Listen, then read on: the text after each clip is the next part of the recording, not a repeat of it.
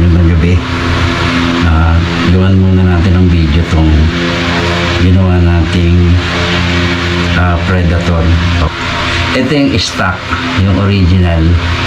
Kung makikita nyo, yung gap dito, yun yung pansinin nyo. Yan, medyo kasi ang complaint dito doon sa stock na barrel band ng Predator, masyado daw mababa yung tama pag nakalagay ito. Kaya ngayon, ayan yung ginawa natin. Same size naman yung butas niyan. Ayan, same size naman yung butas. Ito lang, kung mapapansin nyo, halos doble yung size ng clearance. Kasi nag-base ako dyan. Kasi yung ginawa nila dito, doon sa stock, pinutol nila para maitaas. Hindi kaya lang, putol na. Kaya, tumawag sila sa atin para magawa sila ng bago. So, ito yung bago.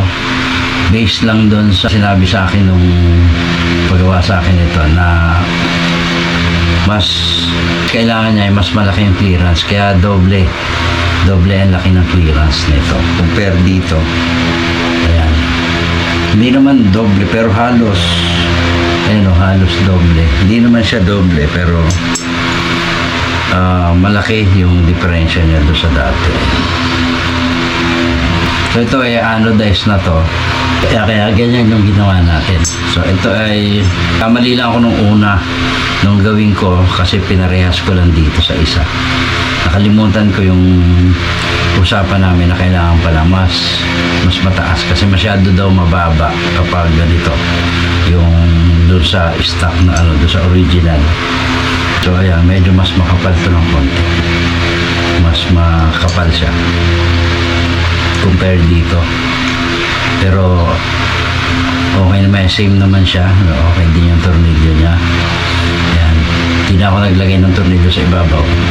Sinigurado ko lang na ito ay talagang halos kapraso lang yung clearance para talagang hindi gagalaw yung barrel. So hanggang dito na lang ulit. At dun nga pala sa ating nakita ko ulit to kasi